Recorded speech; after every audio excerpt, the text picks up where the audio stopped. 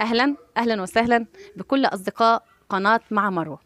النهاردة الحلقة بتاعتنا مميزة، فعلا إن شاء الله هتكون مميزة، لأننا النهاردة بنستضيف الشيخ المبتهل الأستاذ عثمان هلال، المبتهل في الإذاعة والتلفزيون المصري.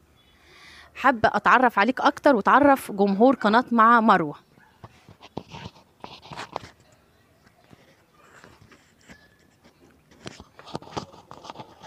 اللهم صل وسلم وزد وبارك على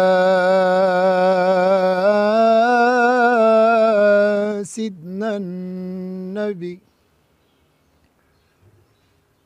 وعلى آله وصحبه أجمعين. يا أكرم الرسل الكرام، يا أكرم الرسل الكرام، يا أكرم الرسل الكرام،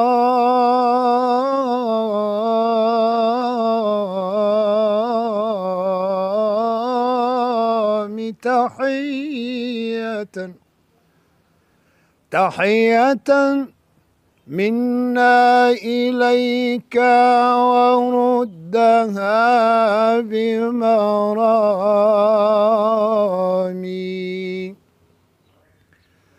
مولاي صلي،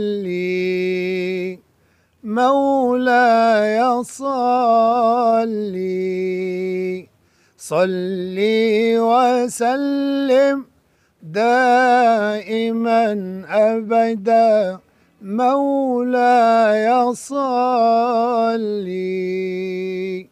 مولاي صلي، صلي وسلم دائما أبدا على حبيبك خير الخلق كلهم، على حبيبك خير الخلق كلهم، على حبيبك خير الخلق كلهم، على حبيبك خير الخلق كلهم، صل وسلم دائما أبدا.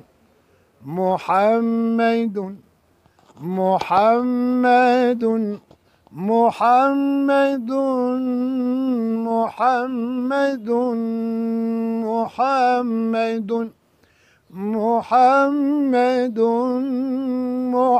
محمد محمد محمد أشرف الأعراب والعجم، محمد خير من يمشي على قدمي، محمد أشرف الأعراب والعجم، محمد خير من يمشي على قدمي، محمد باسط المعروف جامعه،